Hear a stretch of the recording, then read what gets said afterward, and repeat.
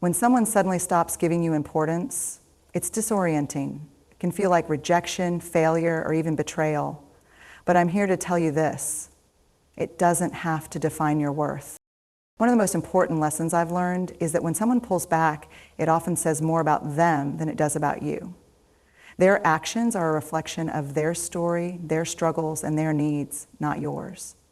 And while it's tempting to internalize it, to play the endless "what did I do wrong" loop in your mind, I want to offer a different perspective.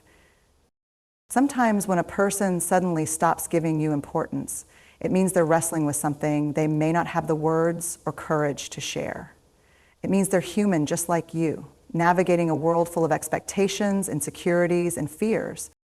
But here's where the shift happens. Instead of focusing on their reasons, I want you to focus on you. Because in those moments of disconnection, you have a choice: to spiral into self-doubt or to lean into self-worth.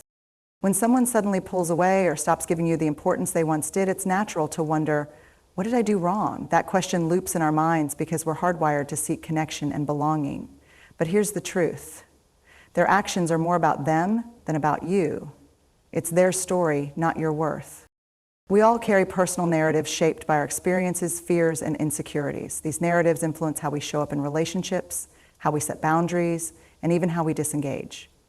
When someone distances themselves, it's often a reflection of something they are navigating internally.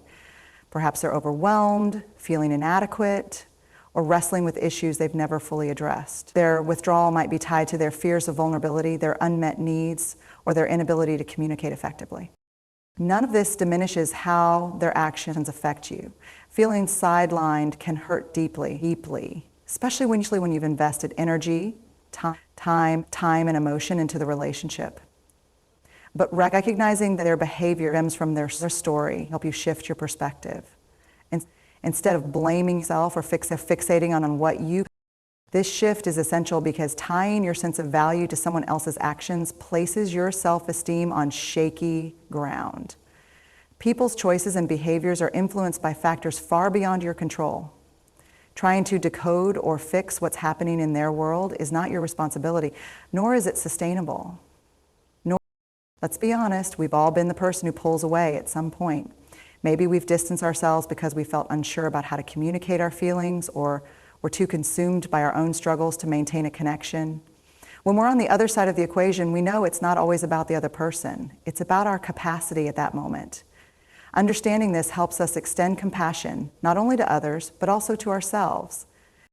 Recognizing that their actions reflect their story doesn't mean you ignore your feelings. It's okay to feel disappointed, confused, or even hurt. Those emotions are valid, and processing them is an important step in healing. But it also means you don't have to take their behavior as a personal indictment of your worthiness or value. By detaching your self-worth from someone else's actions, you reclaim your power. You stop seeking answers in their silence or disengagement and start finding strength in your own self-awareness. This doesn't mean you tolerate mistreatment or ignore red flags. It means you choose to view their actions through a lens of understanding, while holding firm to the truth that your worth is intrinsic and unshaken by how others perceive or treat you. Ultimately, when someone pulls back, it's an invitation not to doubt yourself, but to reaffirm your belief in your value. Their actions may reveal their story, but they don't define yours. You get to decide what happens next, and that decision begins with honoring who you are, regardless of how anyone else chooses to show up. Disconnection, whether sudden or gradual, can feel deeply unsettling. It stirs feelings of rejection, confusion, and even grief, especially when it involves someone who once played a significant role in your life. However, while disconnection is often painful, it can also serve as a powerful catalyst for growth and self-discovery. Reframing it as an opportunity rather than a setback allows you to shift your focus from loss to possibility. When someone disengages or pulls away, it's a chance to pause and reflect, not just on the relationship, but also on your own needs, boundaries, and values. Relationships often act as mirrors, reflecting our patterns, desires, and areas for growth. A sudden disconnection can be an invitation to examine those reflections. Were you compromising parts of yourself to maintain the relationship? Were your needs being met? Or were you pouring energy into someone who wasn't reciprocating? These questions can uncover valuable insights that help you grow stronger and more aligned with who you truly are. Disconnection also creates space space to recalibrate, refocus, and reconnect with yourself. When someone steps back, it can feel like a void, but that void is fertile ground for new opportunities. Instead of filling it with self-doubt or longing, consider how you can use this space to nurture your own growth. Maybe it's time to pursue a passion you've put on hold, deepen relationships with people who consistently show up for you, or simply invest more in your self-care and well-being. Growth often happens in the discomfort of change. When a relationship shifts or ends, it pushes us out of our comfort zone and forces us to confront emotions we might otherwise avoid. While it's tempting to resist or suppress those feelings, leaning into them allows for transformation. Grieving the loss of a connection is a necessary part of healing, but it also teaches resilience. Each time you navigate disconnection with grace and courage, you build the emotional muscle to handle future challenges. Moreover, disconnection can help clarify what truly matters to you in relationships. It's a chance to redefine what you're willing to accept and what you're not. It reminds you of the importance of reciprocity, respect, and shared values. As you grow, you become more discerning about the connections you nurture, prioritizing those that align with your authenticity and bring mutual joy and support.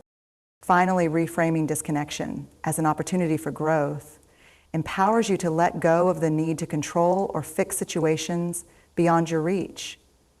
You can't force someone to stay, change, or prioritize you. What you can do is focus on your own journey, on becoming the best version of yourself and creating a life that reflects your worth. Disconnection isn't the end of your story, it's the start of a new chapter. Embracing it as a chance to grow allows you to turn pain into purpose and loss into a stepping stone toward a fuller, more authentic life. Instead of closing yourself off, use disconnection to expand into the person you're meant to be. Belonging is a universal human need. We long for connection, acceptance, and a sense of community. But the most profound form of belonging doesn't come from others. It comes from within. Belonging to yourself first is about embracing who you are at your core, even when others don't validate you. It's about rooting your self-worth in your own truth, not in the opinions or actions of others. To belong to yourself means to honor your feelings, values, and identity without apology. In a world that often pressures us to conform, this isn't easy. We're taught from a young age to seek approval, to adjust our behavior, tone, or even dreams to fit into other people's expectations. But when we constantly seek external validation, we lose touch with our authentic selves. Belonging to yourself first is the antidote to this. It's a declaration that your worth isn't negotiable, regardless of whether others see or affirm it. At its core, belonging to yourself requires self-awareness. It's about understanding your needs, boundaries, and values. What truly matters to you? What makes you feel alive? And what drains your energy? When you take the time to explore these questions, you develop a deeper relationship with yourself. This self-acknowledge becomes your anchor, allowing you to navigate relationships and life's challenges without losing sight of who you are. Belonging to yourself also means practicing self-compassion. We all make mistakes, face insecurities, and have moments of doubt. It's easy to be critical of ourselves in those times, but self-compassion reminds us that imperfection is part of being human. When you belong to yourself, you extend kindness to your own struggles. You treat yourself as you would a dear friend, with patience, understanding, and grace. This internal belonging becomes especially important when relationships shift or when others fail to meet your expectations. People's actions are unpredictable. They may come and go, misunderstand you, or fail to value you the way you hoped. If your sense of worth is tied to their validation, these moments can feel devastating. But when you belong to yourself first, you have a solid foundation that remains intact, no matter what happens externally. Belonging to yourself isn't about isolation or rejecting others. In fact, it enhances your connections. When you're grounded in your own authenticity, you attract relationships that align with your values and allow you to show up as your true self. These connections are richer and more fulfilling because they're built on mutual respect and understanding, not on pretense or people-pleasing. To belong to yourself is to choose courage over comfort. It's about being willing to stand alone if necessary, rather than betraying who you are to fit in. It's about trusting that your value is inherent and unshaken by external circumstances. Ultimately, belonging to yourself first creates a ripple effect. When you honor your own worth, you inspire others to do the same. You become a beacon of authenticity in a world that often prioritizes fitting in over standing out. And in doing so, you claim the truest form of belonging, the one that starts with you. Empowerment through self-belonging is one of the most transformative shifts you can make in your life. It's the realization that you hold the key to your own happiness, growth, and direction. When you belong to yourself, you stop seeking permission from others to live the life you desire.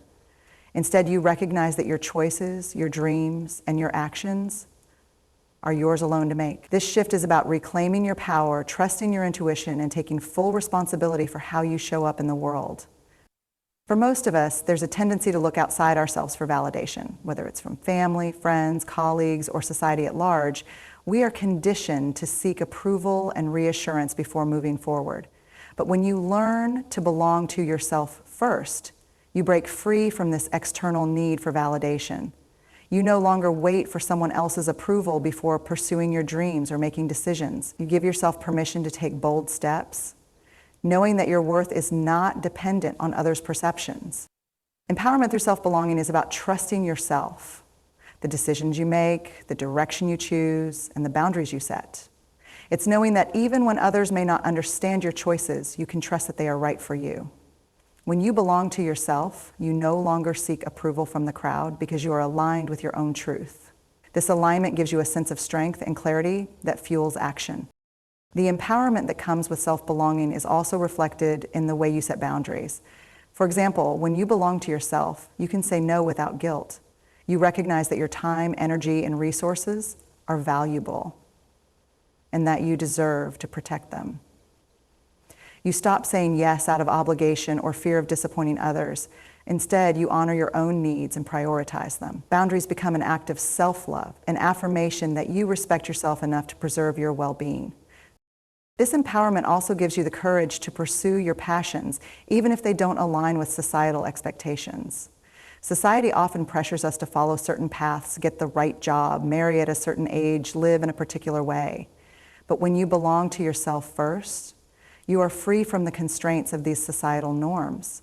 You create your own blueprint for success, one that aligns with your inner desires rather than external pressures. This freedom to follow your own path is a powerful source of fulfillment because it comes from a place of authenticity. Moreover, self-belonging enables you to handle rejection and failure with grace. When you empower yourself by recognizing that your worth is not tied to external opinions, you can face setbacks without allowing them to shake your confidence.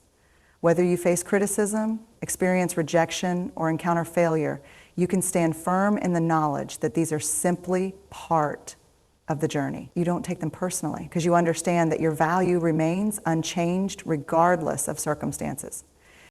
Ultimately, the empowerment you gain from belonging to yourself spreads beyond you. It influences those around you. When you step into your power, you inspire others to do the same. Your courage to be authentic encourages others to embrace their own truth and walk their own path. This creates a ripple effect where more people begin to reclaim their power and live empowered lives. Belonging to yourself first is the foundation for living an empowered life. It's about trusting yourself, setting boundaries, pursuing your dreams without waiting for permission, and embracing failure as part of the journey. When you empower yourself through self-belonging, you become unstoppable. And in doing so, you inspire others to do the same. So when someone stops giving you importance, let it be a gentle reminder, you are not here to chase validation. You are here to cultivate belonging, starting with belonging to yourself. And belonging to yourself means honoring your feelings, even the hard ones. It means grieving the loss of what you thought the connection was and embracing the space it creates for something more aligned, more authentic, more you. There's power in letting go of what doesn't serve you. There's grace in choosing to walk away from relationships that no longer align with your values. And there's courage in trusting that your worth remains steady, no matter how others behave. So let me leave you with this. When someone stops giving you importance, it doesn't mean you're not important. It means the chapter you shared with them is evolving. And in that evolution lies the possibility for deeper connections, truer love, and a stronger sense of self. Thank you.